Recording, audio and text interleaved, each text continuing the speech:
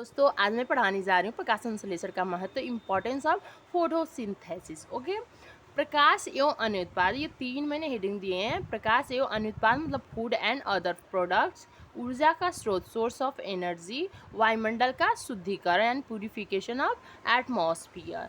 इसके अंतर्गत हम लोग पहली हेडिंग पढ़ेंगे भोजन एवं अन्य उत्पाद। भोजन एवं अन्य उत्पाद में देखिए, यह प्रक्रिया पौधों को ग्लूकोज यानी भोजन बनाने में मदद करती है। सभी जीव जंतु प्रत्यक्ष या अप्रत्यक्ष रूप से अपने भोजन के लिए जो है पौधों पर निर्भर रहते हैं। ठीक है, तो इसमें ये शॉर्टकट मैं बता रही हूँ क्योंकि ज़्यादा बताने से कोई फ़ायदा नहीं है। कुछ बच्चों को समझ में आता है, कुछ बच्चे जो है उनके दिमाग से निकल जाता है। कहने का तात्पर्य सिंपल सा यही है कि प्रकाश संश्लेषण की प्रक्रिया के कारण जो है पौधे अपना भोजन बना रहे हैं। ठीक है, तो जब पौधे अपना भोजन बना लेंगे तभी तो हम लोग उस पर निर्भर हैं। आखिर देखिए, चाहे खेत में होने वाली खेती हो या फिर पेड़ पे होने वाले फल हो या फिर कुछ भी हो, तो जो अगर खेत में जो है खेती हो रही है, अनाज हो रहा है, तो वो भी तो प्रकाश संश्लेषण की प्रक्रिया के द्वारा हो रहा है। तो आखिर अनाज जो उत्पन्न हो रहा है वो वही तो हम खाते हैं, वही तो हमारा भोजन है।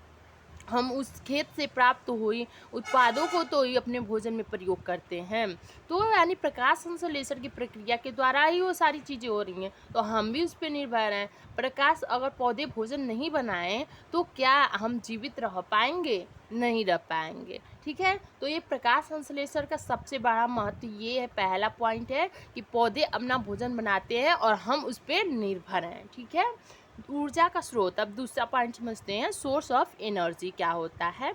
जब प्रकाश संश्लेषण की प्रक्रिया होती है, आप जानते होंगे प्रकाश संश्लेषण किसे कहते हैं। ठीक है, कि प्रकाश संश्लेषण एक ऐसी प्रक्रिया है जिसके अंतर्गत पौधे अपना भोजन सूर्य की उपस्थिति में कार्बन डाइऑक्साइड तथा जल आदि ले करके बनाते हैं। ठीक है, तो इसमें जो है पौधे अपना क्या कर रहे हैं, पौधे अपना भोजन बनाने के लिए क्या ले रहे हैं, ऑक्सीजन कार्बन डाइऑक्साइड ले रहे हैं। तो कार्बन डाइऑक्साइड यहाँ पर जो है क्या हो रहा है, यहाँ कार्बन डाइऑक्साइड ले रहे हैं तथा ऑक्सीजन जो है रिलीज करते हैं। ठीक है, तो ये आपका प्रकाश संश्लेषण हो गया। ऊर्जा का स्रोत क्या होता है, जब सूर्य की ऊर्जा, ठीक है, सौर ऊर्जा का तात्पर्य सूर्य की ऊर्जा, ठीक है, सूर्य की ऊर्जा यहाँ पर रासायनिक ऊर्जा में कन्वर्ट होती है। यहाँ सीधी सीधी बात है कि ऊर्जा का स्रोत का तात्पर्य, इसलिए मैंने बता दिया प्रकाश संश्लेषण क्या होता है शॉर्टकट में, ताकि आप समझ सकें। ऊर्जा का स्रोत का तात्पर्य यही है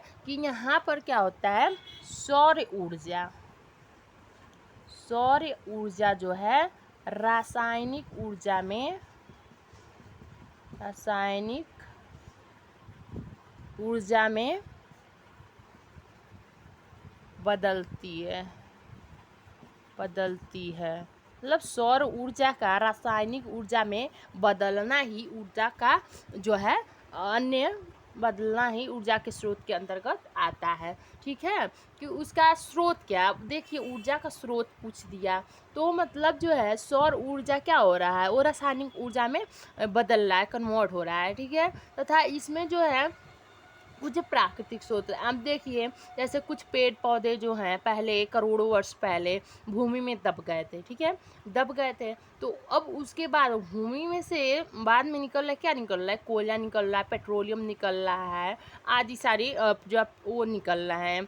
तो ये सब ये प्राकृतिक स्रोत ही तो आखिर एक प्रकार का है। उसमें जो वो निकल रहे हैं प्राकृतिक स्रोत जो है वो छुपे हुए थे, वो मतलब दब गए थे जो करोड़ों वर्ष पहले भूमि में, वो आखिर एक ऊर्जा का ही तो स्रोत है। अब कहेंगे कैसे ऊर्जा का स्रोत है, देखिए आखिर प्रकाश संश्लेषण के कारण पौधे अपना भोजन बना रहे थे। ठीक है, मतलब सूर्य की ऊर्जा को लेकर के वो क्या कर रहे थे, रासायनिक ऊर्जा में कन्वर्ट कर रहे थे। यानी जो पौधे दबे थे उनके अंदर भी तो एक ऊर्जा थी, तो ये जो है ऊर्जा का स्रोत है। ठीक है, अब देखिए वायुमंडल का शुद्धिकरण यानी प्यूरिफिकेशन ऑफ एटमॉस्फियर क्या होता है, यानी वायुमंडल आखिर शुद्ध कैसे होता है प्रकाश संश्लेषण की क्रिया के कारण।